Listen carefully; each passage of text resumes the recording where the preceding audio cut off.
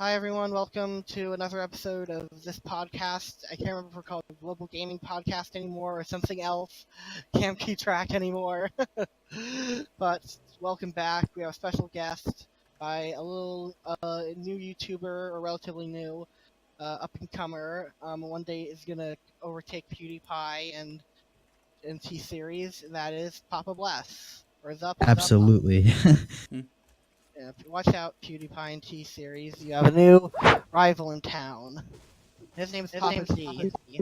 Definitely. Always good to have confidence going in. Anyway, why don't you, I guess I'll start out by, why don't you briefly introduce yourself? Say what do you do on your channel and whatnot. Alright, so I just make like video essay stuff about games and movies and anything like nerdy stuff, you know? Just like fun stuff to talk about.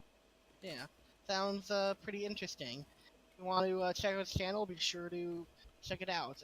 One of us will link his channel in the description. You can tell how professional we are. We mostly do this for fun on the side. Yeah, it's all good. So, I guess we'll get right into it, and, I guess, what do we want to talk about first? Do you guys want to talk about, I guess, Detective Pikachu first, since it's, I don't know, the big movie right now? It's sort of video game related. Yeah, there is that. Yeah.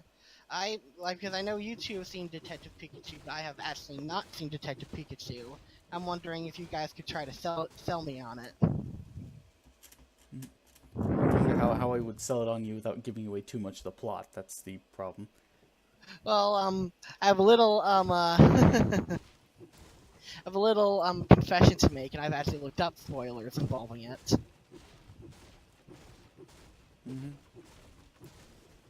Yeah, Well, I then know. why do you need us to spoil to sell you on it? Well, because, like, I've only looked up on some of the major ones, and, like, to be fair, some of the major ones I guessed right as the first trailer came out. So I was wondering, like, if there are any other, I don't know. So, like, what are your overall thoughts on it? Is it better than Citizen Kane? Is it our generation's Citizen Kane? Well, Ryan Reynolds is Pikachu there. I was more worried it was going to be like seeing Deadpool and Pikachu, and there were a few moments where it's like, this is not Detective Pikachu, this is Pikapool. Thankfully, they were very few and far between. I'd say it did a passable job. And Supposedly, seeing the Pokemon in live action, it was a little weird at first, but I quickly got used to it. And I thought it was a very well-told story. Apparently, I read somewhere that apparently a few, like, I don't know if you guys saw this, but a few years ago there was some realistic Pokemon drawings that was made from some guy that was spreading around Twitter and whatnot, and apparently the creators of the movie saw it and actually hired him to work on the project. And also apparently Ryan Reynolds did a lot of improv for the film, so much so that they could create an R-rated cut of Detective Pikachu, apparently. Wouldn't surprise me. That'd be awesome. I would pay so much money in order to see that. So they'll probably not do that because they want to keep their family-friendly image and whatnot. Yeah.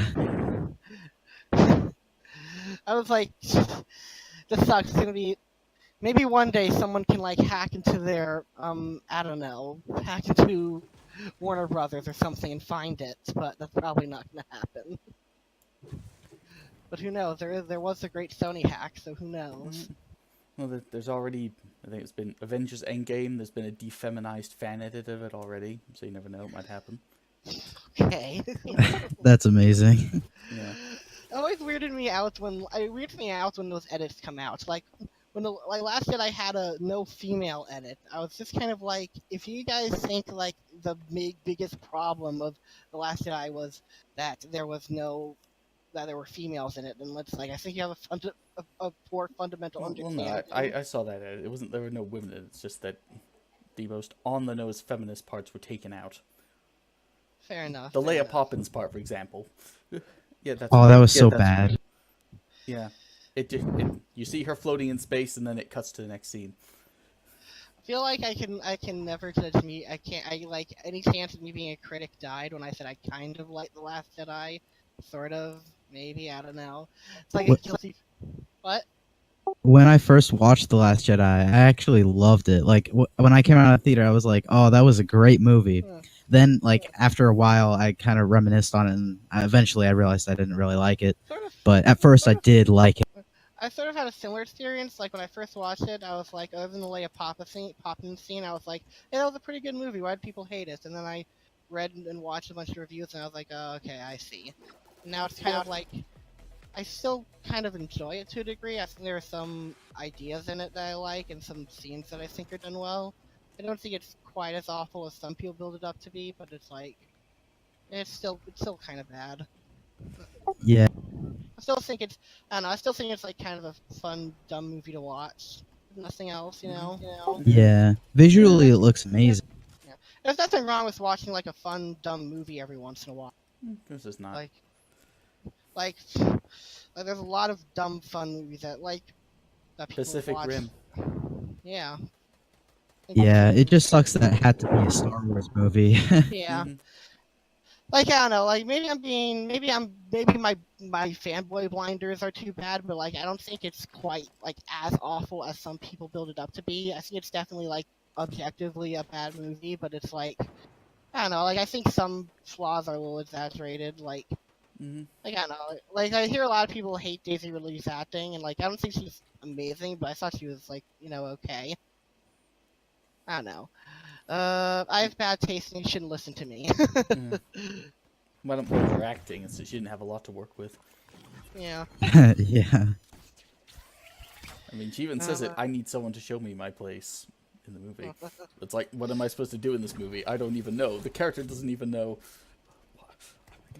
Yeah, her character is so like she could have been really cool, but they really messed up.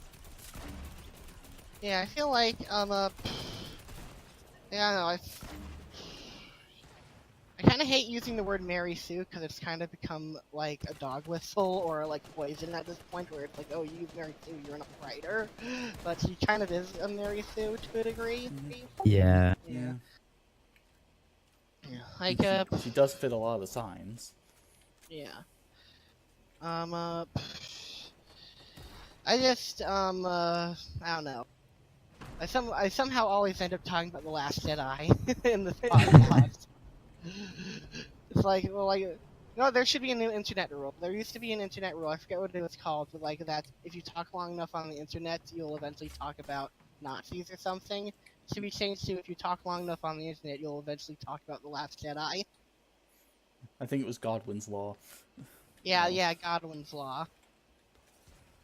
So anyway, forgetting about The Last Jedi, let's talk about video games, because that's what this podcast is about, supposedly. Mhm. I guess, what else are we talking about? Oh, yeah. Before we talk, one interesting thing that I literally just found before we started this podcast, DolphinVi knows, but I don't think you know, Papa Blesses. Apparently, Netflix is going to make an appearance at E3 this year. Oh, I heard about that. Yeah. Yeah, and apparently they're turning some of their exclusive shows into video games. That's either going to be really awesome or really bad. Not surprised, like honestly, at all this is gonna happen, because I don't know if you guys heard, but back when Telltale was still like, Yeah, I remember that. Yeah, back when Telltale was still developing games, they were supposedly making a Stranger Things game, and then after they closed down, Netflix said they still want to make a Stranger Things game, just not with Telltale anymore because of obvious reasons. So not Yeah. surprised by this. Even though like Telltale didn't make very good games, I still miss them. I loved their Mhm. games even though they weren't very good. Yeah, Yeah. I wasn't a big fan of Telltale games, and weren't the best, but I can't help but be like, I can't help but feel the same way. I can't help but miss some of it, because it's like, I don't know, they're kind of like Mhm. those unique guys that are like, hey, we kind of try, and even though they kind of fail, it was just something interesting. They're kind of the main people keeping the point and click adventure genre alive, even though Mhm. they weren't really point and clicks, they're more interactive movies or TV shows, whatever you call them. Yeah. It is weird. I'm definitely gonna miss them. They, like, despite like a lot of their games just being like kind of okay at best and like bad at worst. Like, I think some of their best games are actually before The Walking Dead. Actually, they made a lot of like really funny comedy games for the Walking No. Dead, like Sam and Max games. Made Yeah. poker. They were definitely also more made- creative before The Walking Dead came out. Yeah. Like in a way, Walking Dead is kind of what killed them. Like Yeah. at the time, it was like the best thing ever that ever happened to them because they made so much money and whatnot. But then the higher ups were like, every game from now on has to be exactly like this, and there was crunch and there was a lot of other factors and whatnot, and that's kind of what killed them. Yeah, I made a video about Telltale, you know, going bankrupt and everything, but that was like a while ago. So I'm definitely gonna have to like remake that video in some way because it's pretty bad now. But yeah, I love Telltale, even though they weren't really. Yeah. Yeah. Weird. It is very like I'm definitely gonna miss them, even though I wasn't really like a huge fan of. It's just, I think, and it definitely sucks that there's not gonna be another Poker Night game because like I don't know if either of you have played Poker Night. It's basically just it takes a couple characters from different video games and whatnot, just puts them together and you play poker against them, and they have a bunch of funny, witty commentary and whatnot. It's not super deep and whatnot, but it's like a fun little, enjoyable, relaxed game that I like to play every once in a while. Now it's kind of helping back my mind that maybe one day they'd go back to their comedy roots and make a third one, but that's not happening now. No, not unless someone else makes it. Yeah. It's kind of like PT. It's gone unless someone else remakes it. Yeah. And then it gets taken down by Konami. Yeah. I know it's one. No, this rumor's not true. Yeah. I once heard a rumor. I don't think this is true at all, but like if it is true, this would be kind of pretty funny. Supposedly, the rumor goes that Silent Hills is never gonna happen, but Kojima quickly put PT together as sort of a last fuck you to Konami. Well, not to say this is what I would have done or whatnot. I don't think the rumor is true, but like if that is true, that would be one pretty big fuck you. I could believe that. Yeah, it's Konami after all. I personally don't believe it just because it seems like it would be a lot of resources and whatnot to get together just for a fuck you, but I don't know, but this is That's convenient. true. Yeah. I mean, It'd look be at the pretty kind of funny that stories this guy creates. Yeah, it'd be pretty Yeah. funny if he knew Silent Hill was never going to happen, but he's like, you know what? I'm going to put this together to show some of the ideas I wanted to make, just to show people, hey, this is not what you're not getting. I don't know. I mean, if you think the did have, protagonist of PT represents Konami, I could believe that. But Kojima's off doing his own thing, making his own thing. And Konami is, I guess, still making pachinko machines, so I hope they have fun doing that. Well, that and Yu-Gi-Oh! And trying to make that game even more confusing than it already is. Yeah. Yeah. It's I funny. mean, it used to be simple Yu-Gi-Oh! What the hell happened to you? Yeah. And now we have, what, card games on motorcycles? It's funny. I have like so many Yu-Gi-Oh cards from collecting them over the years, and I don't play the game as much as I used to. But like every once in a blue moon, I'll still play it because there's some people at my college who play it. When I do, they have these like new advanced cards, and I'm just like these new rules and new weird things, and I'm just like, Yeah, Synchro like, summon, XYZ summon. yeah, and it goes over my head, and I just nod. I just sit and nod like, I get it, even though I don't know what the fuck they're talking about. And here I am with my simple cards, relatively simple. Yeah. Like, Why are you not weird how- getting good new? it's weird how like Yu-Gi-Oh gets more and more complicated when it goes on, and what. Yeah. Anyway, what do you think of Netflix making their own video game stuff? Do you think that's like a terrible idea? Do you think it's It would depend on which shows that they choose. Well, they're probably gonna do a Stranger Things show. So I'm really interested in making that one, supposedly. So. I would really hope they don't do a Death Note game. Oh, that movie was awful. Yeah, that movie was pretty bad. It's funny, like, that movie was bad, but, like, I was at least having, for the first hour or so, I was having fun with how bad it was, you know what I mean? Does that make any sense, or, like, how before you're laughing at how bad it was? But then But then the second hour, I was just like, wait a minute, let me guess, this, and was gonna happen. And I was pretty much 90% right on things. At that point, I was just bored, and I was just like, yeah, let's just get this. I really need to rewatch the anime because that was so good. Mm-hmm. Yeah, it's pretty good. Yeah, the whole flick of the wrist scene, that stays with me. What are you referring to? The flick of the wrist scene? What are you referring to? That and the potato chip eating. Oh, so, yeah. It's so small, it's so awkward, but it was so incredibly beautifully done. I remember the potato chip scene, but I don't remember the flick of the wrist scene. Flick the wrist, the name is scratched off, some guy falls through a window. Oh, right. Wait, how do you not remember that? Well, it's been a while since I've watched it. I was having a blank for a moment, but now that you described it, now I remember. Yeah, Death Note's pretty good, and like maybe it's just me, but I think parts of Death Note are intentionally supposed to be comedic. Like some of the more over the top scenes strike me as like comedic, and not in the like so bad it's good way, sort of like in an intentional way. Does that make any sense? Yeah, I think so. Like, I noticed there's, like, a lot of shows out there that are, like, really dark, but every once in a while they'll have, like, really funny comedic moments.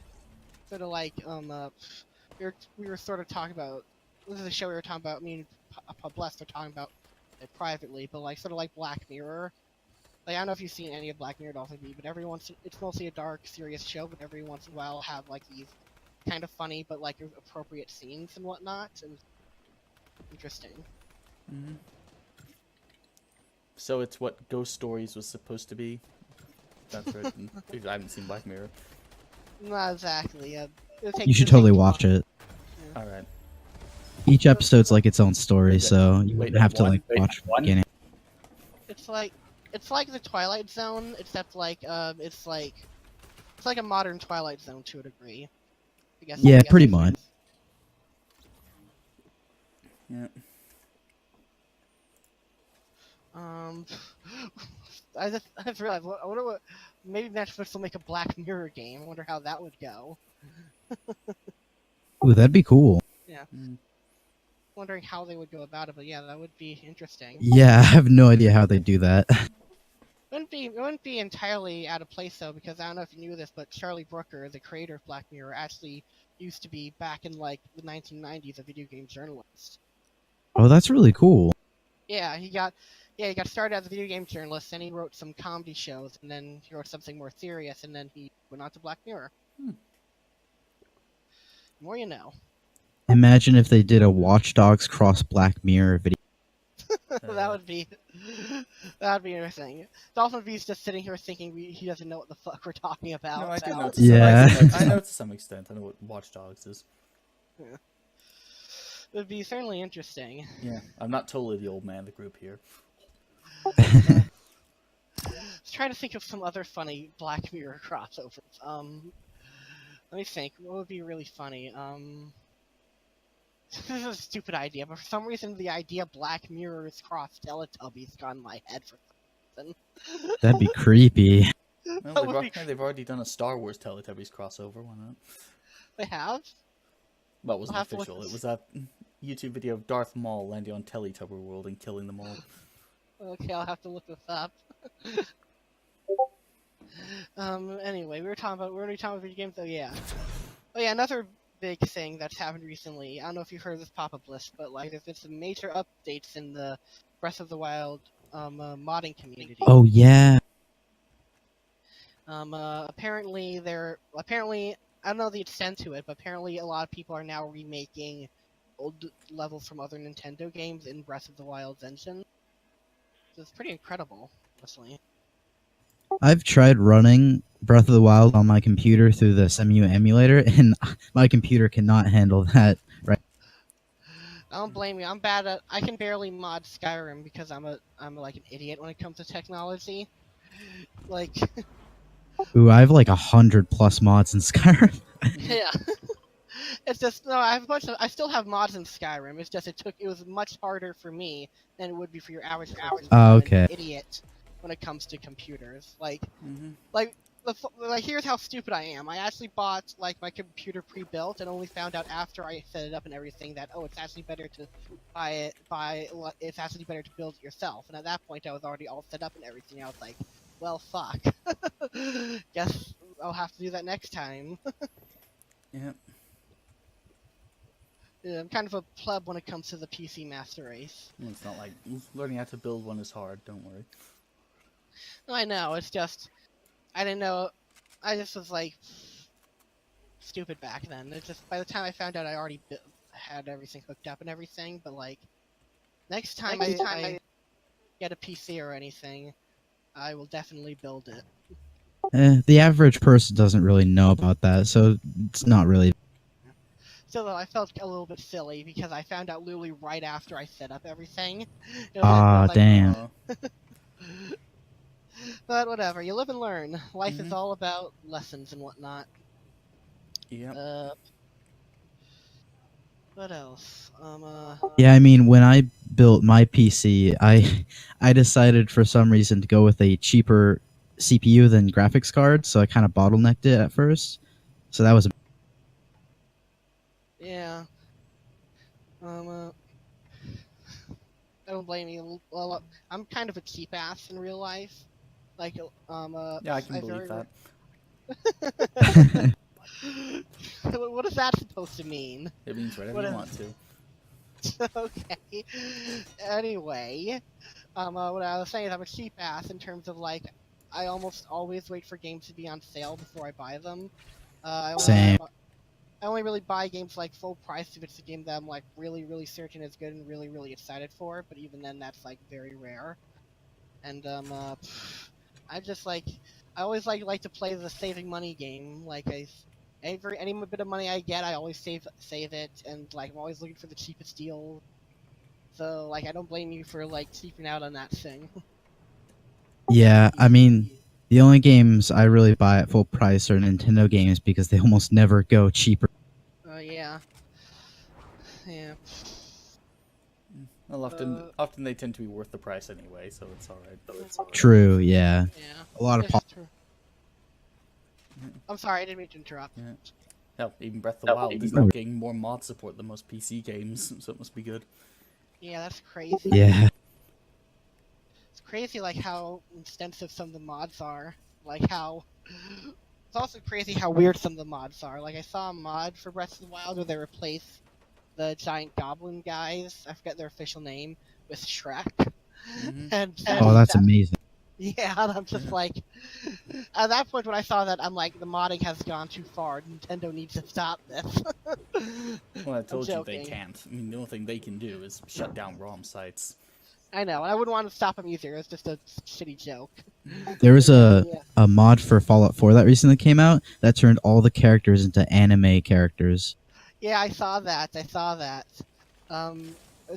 send you a video of that, DolphinVi? You might not have sent. No, I don't think you did. No, I wanted to send you that, but then I got caught up in something else and forgot. Yeah, that's.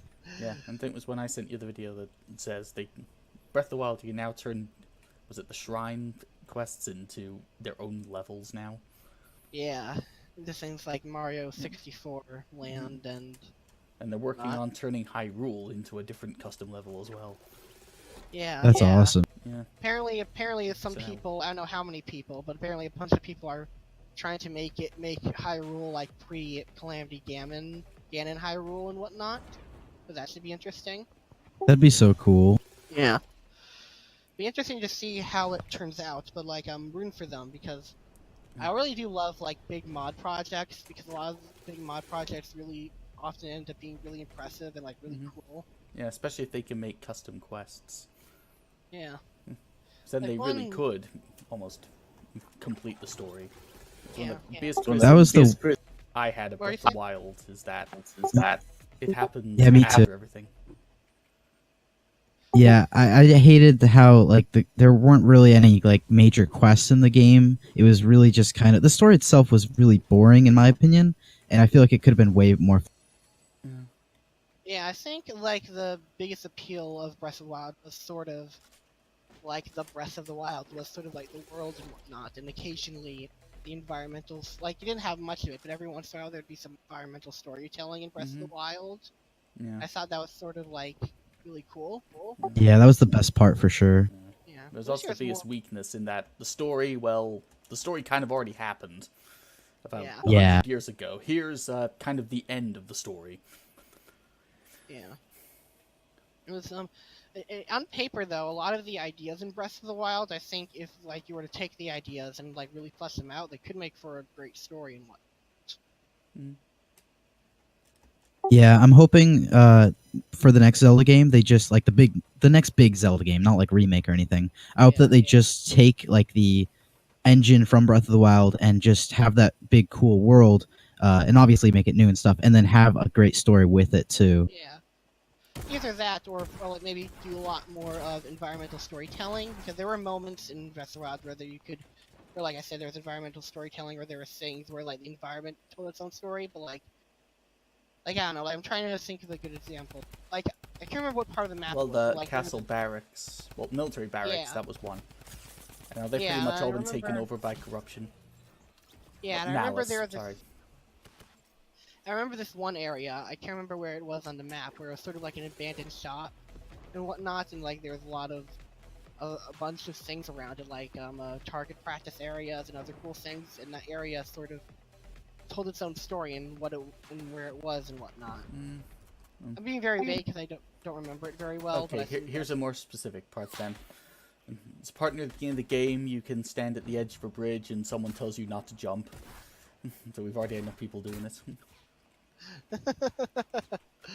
Yeah, that's pretty good too. Yeah, so it's like, it's already such a common occurrence.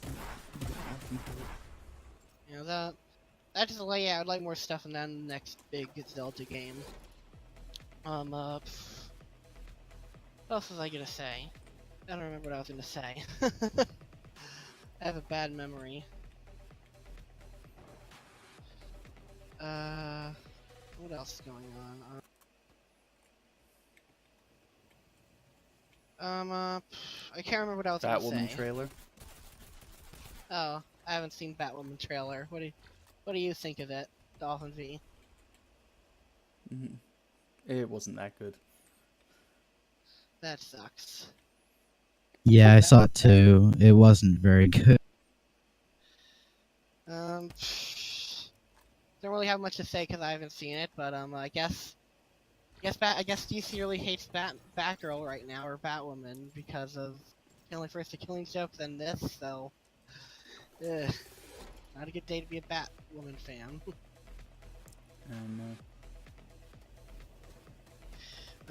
Hopefully it won't be as bad as I guess current Game of Thrones probably is. Oh god, yeah. Do you want to talk about that for a bit? I know I know you love Game of Thrones, at least the good parts, but hate the bad parts. Yeah, I mean, from season 1 to like 6, it's honestly some of the best TV show, one of the best TV shows out there, and has amazing writing. But ever since season 7, they turned down the amount of episodes they've had. Like they used to have like 10 episodes. Then in season 7 they had 7, and now in season 8 they have 6 episodes, and it's just way too rushed. Yeah. I've watched a few episodes of Game of Thrones forever ago, and I couldn't get into it, but I'm thinking of giving it like another chance at one point. Yeah, it's honestly really hard to get into. It was hard for me to get into it, but once you do, you just latch onto it. Yeah, like I'm definitely thinking about giving it another chance at once, but if I do, maybe I'll stop at around season 6 or something, so I don't have to do the ending. Yeah. But I feel really bad for people who are like really let down by the current Game of Thrones stuff, because like Yeah. even though, I like, mean, I'm not- season like, 8, it took about a year and a half for season 8 to come out, and even like season 7 was delayed also. So we've been waiting longer than usual for a shittier version of what we got. And like I said, I'm not into like games. Like I've been in positions where like I've been looking forward to something and it kind of ended up being shit. Like I feel like I've been let down or what by people I trusted, or like I guess one example, the most obvious, the Mass Effect 3 endings debacle. But it's I don't like feel too bad. I was let down by the whole Pro Jared scandal.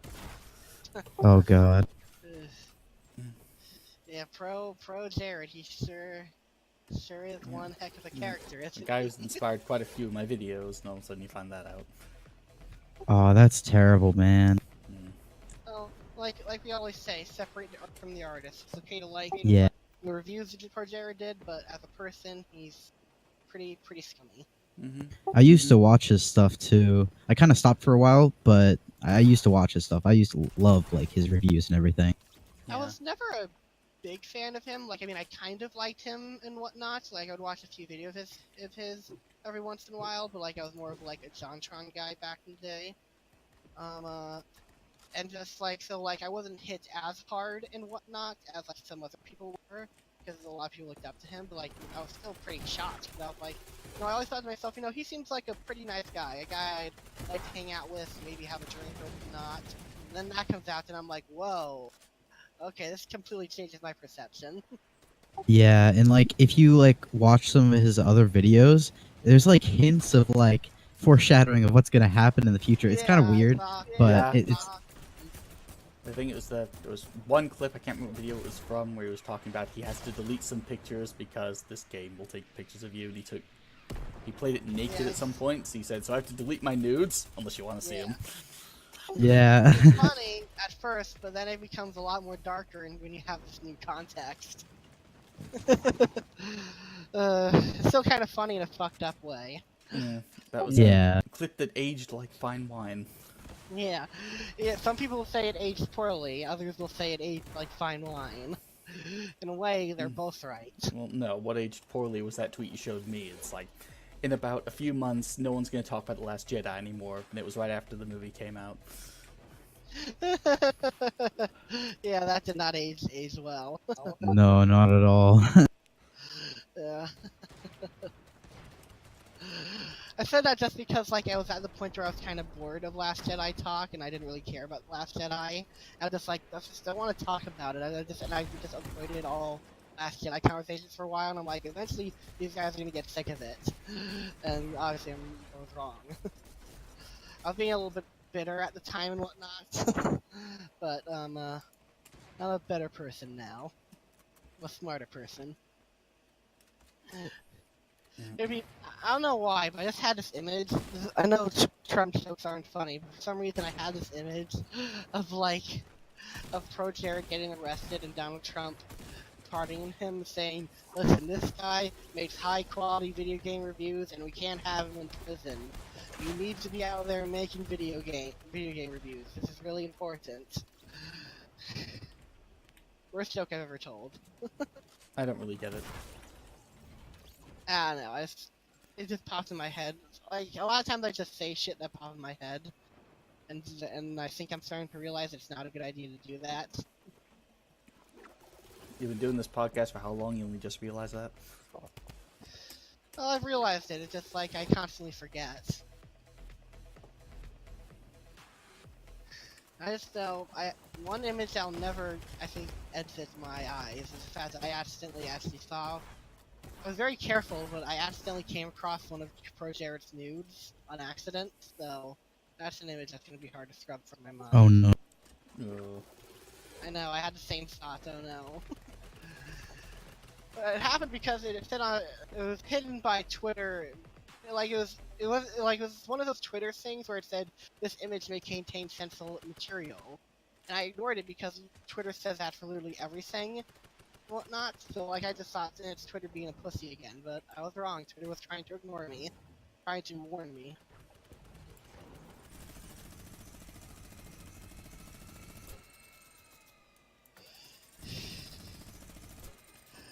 I just wonder if Pro Jared's gonna bounce back from this, or if this is doomed to his career. Mm. He's lost a lot of subs right now from that anyways. Yeah. I'm just disgusted a little bit at Peanut Butter Gamer a bit. Because, like, I get it, he's his friend, and it might be hard to come to terms with this, or other scenarios that want to defend them, but, like, when his wife Heidi was exposing all this shit, wanna know what he said? Like, I don't know if either of you saw this, but he actually tweeted, "This ain't it, Chief." Yeah, I saw that. That's such a bad take. Mm. It's like, I actually commented on his most recent YouTube video with that same phrase. I just said this ain't itchy. Actually got a decent amount of likes. Like, I don't know. I get it. I get like he's your friend, and you kind of want to. And some people like it's hard to come to the acceptance that your friend is a bad person or whatnot. That's just really a stupid, dumb meme. That's how you respond to the situation. I think the biggest issue is that later on he didn't like say he's sorry, not like genuinely. He just kind of like I get him his first reaction being like this ain't it, chief, because that's his friend. But afterwards he should have been like, "Oh, I'm so sorry. I totally I think he sort of gave a half-assed one, but like, yeah, yeah." it's kind of disgusting, honestly. It's also disgusting because say what you will about the JonTron situation, about what he said on Destiny's podcast. Well, if those at home who don't know, long story short, JonTron went on a podcast with a YouTuber named Destiny and said some really dumb shit about wealthy black people and whatnot, and immediately, Peanut Butter Gamer and others in their little group immediately disassociated with JonTron, saying like, "I was never friends with him. He's a monster." Blah blah blah. Yet, Yeah, that's so weird, right? but yet when Pro Jared had a situation, they're like, no, Pro Jared, he's a good guy. It's like they were so willing to jump and abandon JonTron, but not to abandon Pro Jared. It's That's like, so messed up and weird. it kind of reveals the hierarchy of their friendship, I guess. Mm-hmm. Yeah. That or politics. You know, all of that stuff should not have gone public, but you know, Yeah. it happened, Yeah. so it's like, you know, it's our What should have happened is like any normal. They should have just kept their divorce private, but I guess Pro Jared felt like telling to the world that hey, they're getting divorced, and then Heidi said about this stuff. And you know what? Like if it just ended with him cheating on his wife, it would have been kind of shitty, but it wouldn't have been the worst thing ever. But then the fact that he was sending nudes to underage girls came out, and that's like, okay, dude. The first one was bad. This is like more than crossing the line. This is yeah. like this is like like when you're in the Olympics and you're throwing a spear or something, and it goes really, really, really, really so far past the line that you can't even see where it landed. Really screwed up. Feels like every other day there's some drama or controversy a big YouTuber's involved in. Mm-hmm. I don't know if it's because of the internet being as big as it is or whatnot, or if it's just or our culture, or a lot of YouTubers are assholes. I don't know what it is. I think it's like fame just gets to them or something. It's kind of like with celebrities where like all their dirty laundry gets shown in like magazines and everything, and so many people start Yeah. talking about it. It's kind of the same. One thing I could never get, and this is like for all YouTubers, not just like the big YouTubers, is like why anyone would want to become like a big YouTuber that lives off of their fame, because it's like I've talked to I haven't really talked directly to bigger YouTubers, but like I've listened to some bigger YouTubers talk about it, and like based on what they said, it sounds like working for YouTube is the worst job in the world. I'm just wondering why so many people like try to live off YouTube stuff, you know? I mean, I guess if you're like a creative person or like want to get big in another industry or whatnot, then I guess I can kind of understand. I'm not saying they didn't do it, you know? It's just what I'm saying is, and stuff is, if I ever get big on YouTube, I'm definitely getting a second job. You know? Yeah. Yeah. Yeah. Just YouTube is simultaneously the worst site in existence and the best site in existence. Best because you get some really good content creators like you, Papa Bless, like you, DolphinVi, and a bunch of others out there. The worst because it's just everything else. Mm-hmm. Yeah, it's honestly surprising they haven't like actually done anything to really improve the site. You've improved in minor ways.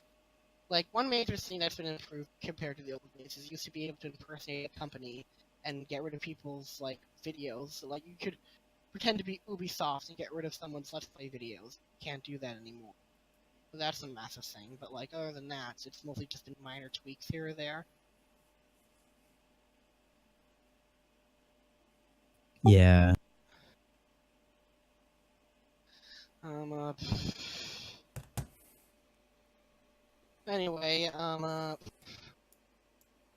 I'm trying to remember. Is there anything else going on really quick? Let me just check my trusty Reddit gaming news site to see if there's anything new and important going on.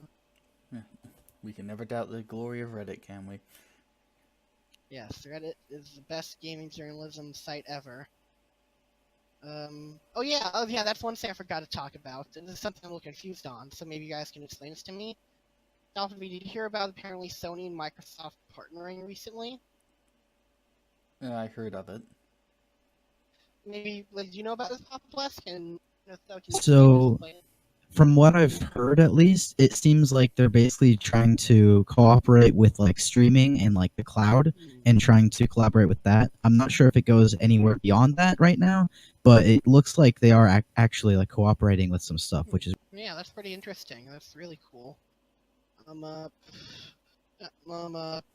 I don't have much to say because I don't do much game streaming, so it doesn't affect me directly that much. But still, that's really, really cool and interesting.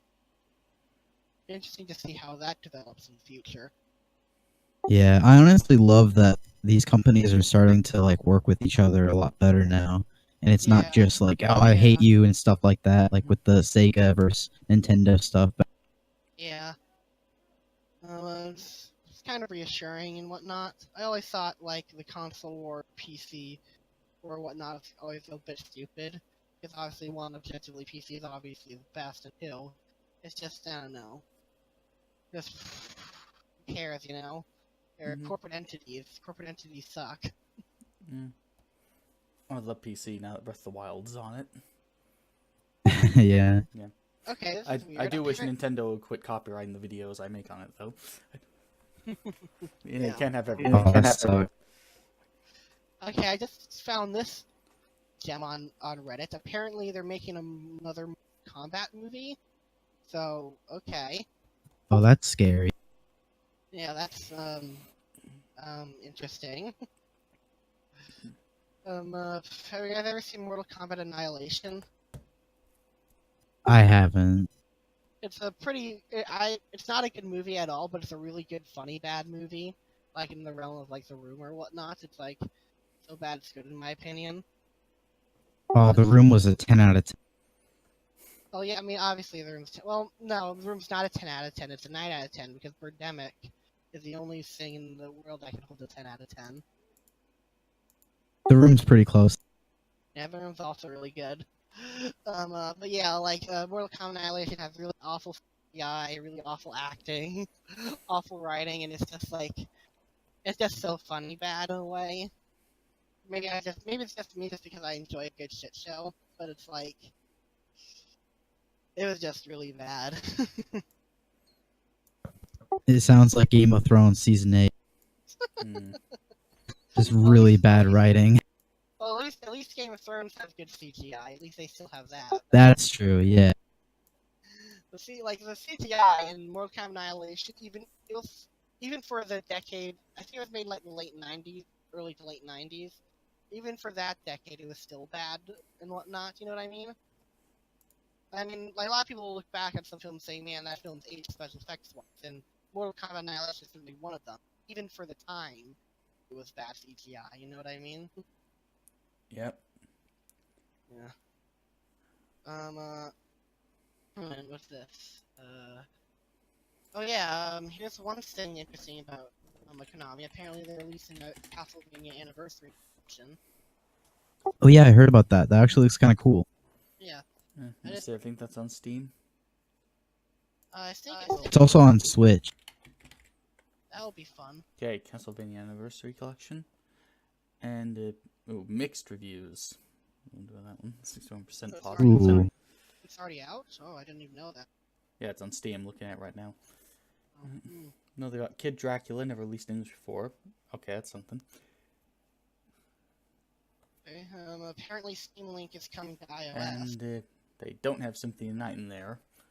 Bit disappointing, but they'll probably put in another one. Sucks. They re-released one of the fan favorite Symphony of the Night, but like only on PS4. That seems like really weird to me. Maybe Konami just doesn't like money. Or maybe they do like money, but only when it comes from Pachinko machine. Well, they canceled Silent Hills, so yeah, they probably do hate money. To be fair, though, well, either way, it was a stupid move. But to be fair, like one thing, the only thing I will say in defense of Konami against Kojima, only thing, is that like Kojima is a good director. But, like, I think with the Phantom Pain, like it was one of the most expensive video games ever made, and like he was really taking forever on it and whatnot. Like I think it was something like $80 million or something. So to a degree, I can understand from their perspective, from like the corporate businessman who's like, guy's spending too much money and whatnot. Yeah, but on the other hand, it's Kojima. Yeah. Yep. Every dollar he spends, you're probably gonna get like $20 back. Yeah. Certainly, if nothing else, PT certainly serves as an interesting piece of game history. I'm sure won't be forgotten anytime. So apparently, regarding the Steam reviews for Castlevania, the collection, apparently it doesn't have very good customization for the controls and has like one save slot and apparently runs like garbage. Mm-hmm. That sucks. Hopefully they patch That's, that. that's really sad for an old game. That sucks. Hopefully they patch that out. Yeah. Yeah, Good old Konami. And what's this? Let's see. There's two versions of the original Castlevania, the NES, and then the PRGO was part of the FDS game to NES, and Konami uses that version instead. One line that that constantly resonates with me nowadays is that I once saw this review for this old game called Snatcher. It was a game that Kojima was involved in. It was like a really old game for the Sega Saturn, and it was sort of like a point-and-click adventure game, but like a really old one. And it was like, I think it was sort of like Blade Runner, but like it was sort of like Japanese Blade Runner, I guess was the best way to describe it. And there was a scene apparently where a bunch of characters actually dressed as a bunch of Konami characters, and the reviewer I was watching said, "Hey, remember when Konami actually had franchises?" And I'm like, yeah, that line resonates with a lot of people nowadays, right? Well, I guess Konami technically still has franchises. They just don't do anything with them. Yeah. Next to nothing. Metal Gear Survive. I would say there's no way Metal Gear is going to survive at this point. They should have done, they should have done Metal Gear Unsurvive. Wow, never mind. I can't think of a good show. Donkey did a video called like Metal Gear Didn't Survive or something like that. It was the video was called Metal Gear Dies and what? Yeah.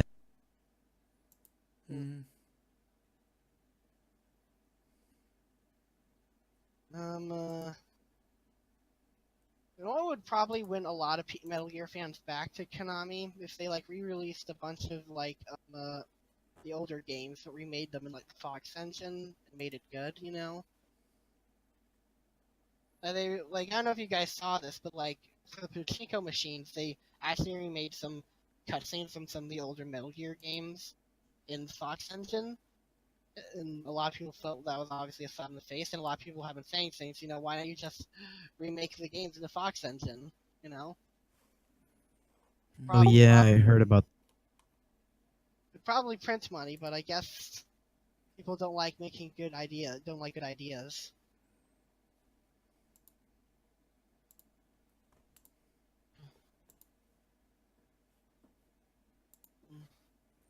Now, I guess. Oh, what were you saying? I'll say we can go to another more pleasant topic. Nier Automata has reached 4 million units worldwide in sales. Yeah, I've heard about that. That's pretty impressive. Nice. They still haven't fixed the PC version, but at least they've sold a lot. Yeah. Have you heard of or played Nier Automata, Papa Blast? I haven't played it, but I've heard a lot about it. It looks pretty. If you play it on the PC, then I would definitely recommend getting the VAR mod, I think it's called.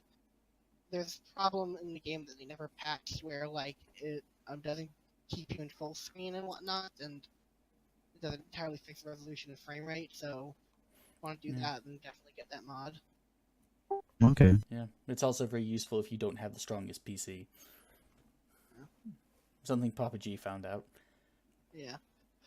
I remember there was one scene. I was near the end of Nier Automata. I won't spoil anything. Don't worry. There was like a big enemy, there was a giant enemy, and a lot of them on screen. And my frame rate was like in the ones category, and I was just like, "Oh no, I need to beat this enemy fast! Hurry up!" And then as soon as I beat it, it went back to normal frame rate. I'm like, "Oh my god, I never thought that was the worst pain I ever experienced."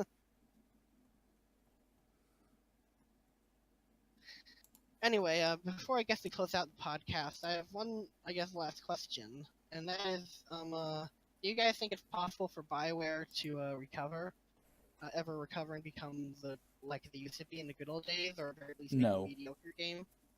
Yeah, I don't really think so either at this. Yeah, probably not. All the people who made the company what it was have left. Yeah. Yeah.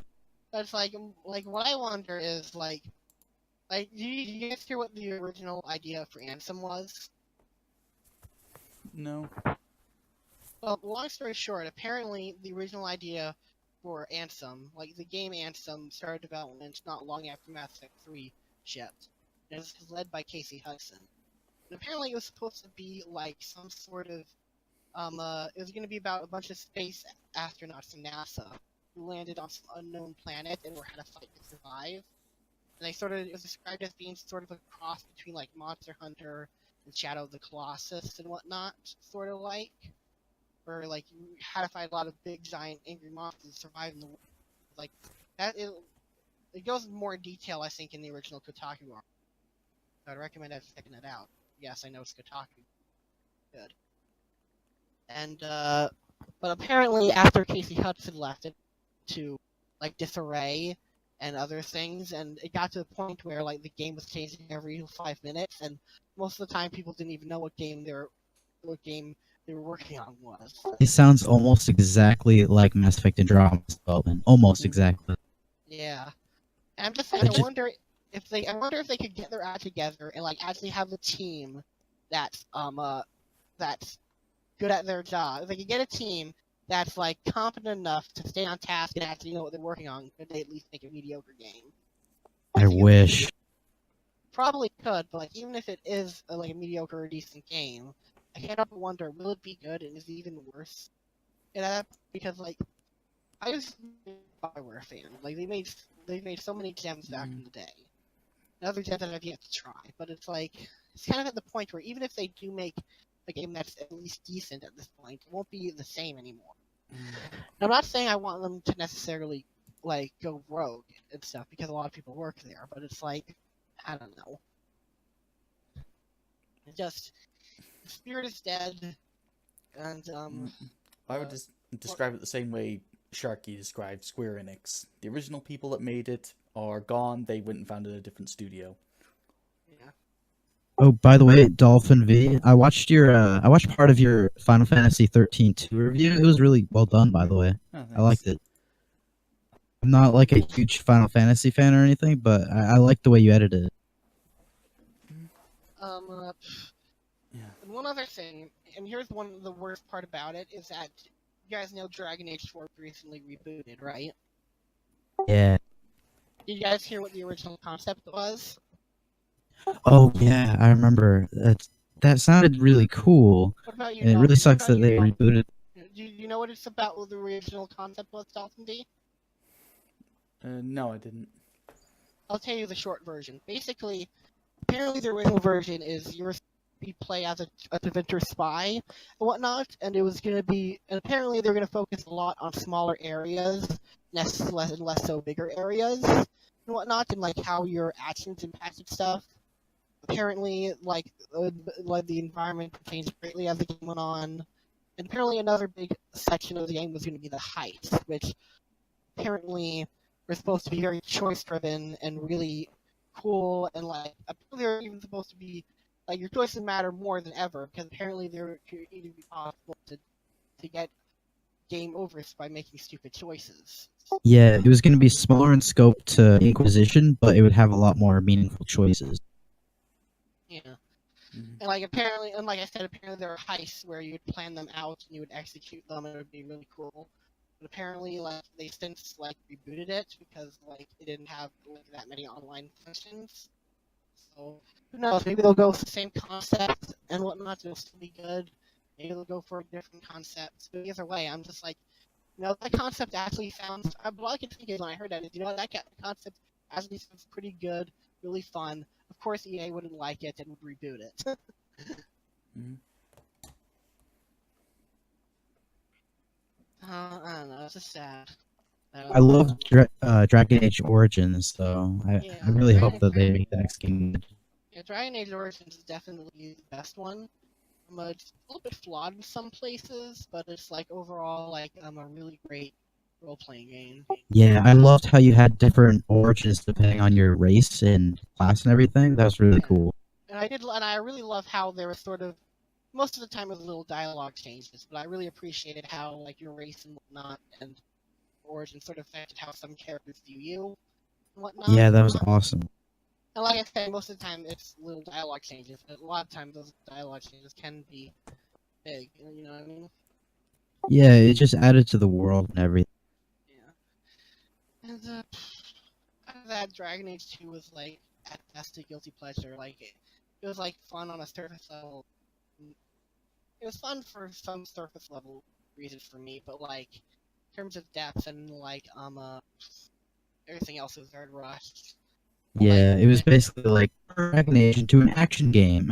It wasn't just that. Like apparently they were rushed into development, and you can like tell it's rushed because they reviewed several environments in the game.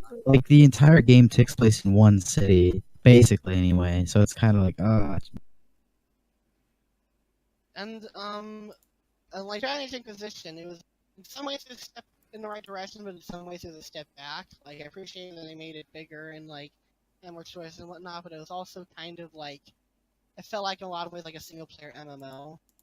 yeah, especially the movement controls felt like that. I honestly need to replay Dragon Age Inquisition to like really have a solid opinion on it because I haven't played it in like years. So like Yeah, same here. Well, they'll have to replay it so I can say whether I think it's overall a good game or a bad game. But it's like some people love that game and think it's the last good Bioware game they've made, and some people think it's like one of the worst games ever.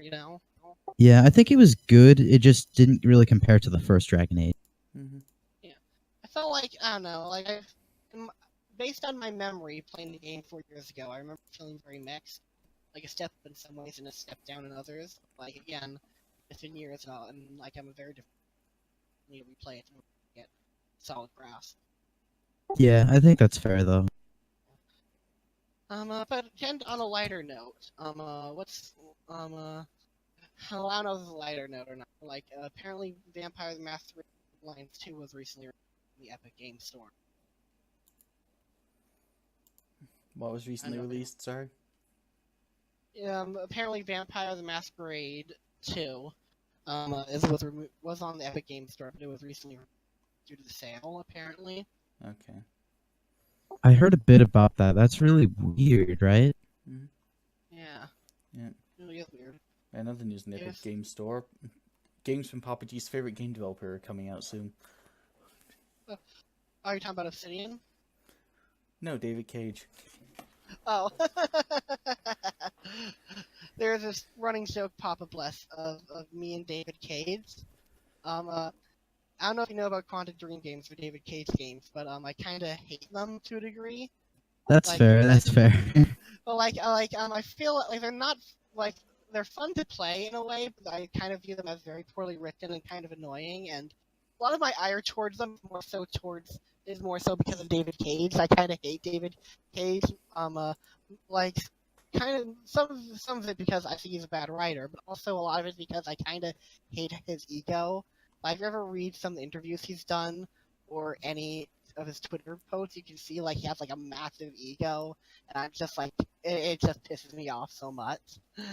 Like, he tweeted the other day, like, making Detroit become human changed my life. It was prove that games didn't have to be about killing and whatnot. And all I can think is, Oh, I fuck saw off. that. I saw that. I was like, what the fuck? It's like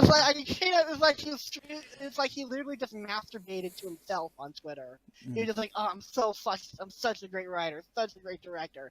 People love me. I'm just like, fuck off. Mhm. Oh god, I'm that way with Randy Pitchford right now. I was like, seriously, boy. in Heavy Rain, you literally play as a serial killer. Yeah. I do think like they're, for the most part, their games are at least fun to play to a degree, except for Beyond Two Souls. That game is their worst game. I think they're better to watch. That's what I did anyway. Mhm. You Yeah. can't really Oh, yeah. play Beyond Two Souls, can you? Oh yeah, I don't know if you know this, but like there are literally some action sequences in Beyond Two Souls where you can just not do anything and the game will still progress. And you'll have Really? Yeah. But apparently making a game over is a failure of the game designer. Oh, Isn't that I right, heard Gary? that. Yeah. To be fair, That's so. in David Cage's minor defense, I can kind of see where he's coming from, in the sense that he wants to make all his choices matter or whatnot. But it's still pretty dumb, especially when you see it Beyond Two Souls. Mhm. Yeah, I watched a playthrough of Heavy Rain a couple years ago, but I never watched anything about Beyond Two Souls. Oh, it's so boring and so bad. Like, Ellen Page and Willem Dafoe gives a pretty good performance in the game, and everyone else is just kind of either mediocre or bad, and just it's just so boring and so Mhm. bad. There's a million and two plot holes that you could stick a truck through. There's But a like I plot said, twist that you can see coming a mile away. Yeah, there's a plot. Literally, as soon as you find, there's a ghost character that's attached to the main character of the game, and literally, like, your first guess as to who it is who it is, and whatnot. And it's like, and the game treats it like it's a big reveal, even though everyone and their mother guessed it right away. That's dumb. Yeah. And it's just like, even with like Heavy Rain and Detroit Become Human, they're kind of fun on a surface level. I like watching Let's Plays of people who enjoy it and whatnot, and it's fun, but like, the more you dig into it, the more you find the holes and the problems with it and whatnot. To be fair, though, I think Detroit's definitely his best one out of the. I definitely do think it's his best game and whatnot, but it's still a David Cage game, and it still has a lot of. Yeah, that's fair. But it's like, I did enjoy playing it. I definitely had fun playing it and whatnot. Thought it was interesting seeing different stuff happen. Mhm. I'm just like, I don't know, maybe it is just me thing, but I just like what he was Randy Pitchford, David Cage just gets under my skin, you know? Mhm. Like I said, my favorite treat will forever be like how he jacked himself off on Twitter over making Detroit Become Human. Yeah. I mean, I get it, you're the director, you're proud of your work and whatnot, but it's like, I don't know, it's like, Well, I'm guessing he the whole acts point like of that tweet was to get people to forget about Fahrenheit. oh god. Have you ever heard of Indigo Prophecy / Fahrenheit, Papa Bless? I've heard of it, but not much. I would almost recommend you at least watching a Let's Play on it or a walkthrough, because my god, the very first scene in the game is a decent, pretty good scene, and literally every scene after that gets more and more boring until you hit the halfway point, and it just gets off the wall crazy. It jumps a shark. To say it jumps a shark would be too generous. It like jumps and triple backflips off the shark and whatnot. Like suddenly there's matrix powers. Like angel statues come to life.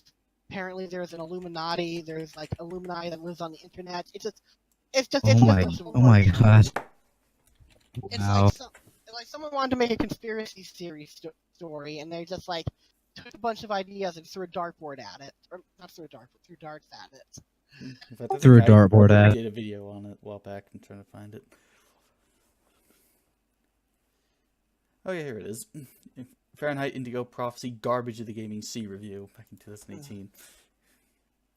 And it also has a really great written romance where the two characters met each other, knew each other for about a day and a half, and suddenly she says "I love you" and has sex with them in like some abandoned train. So David Cage is really changing the gaming industry and showing how mature they can be. Wow.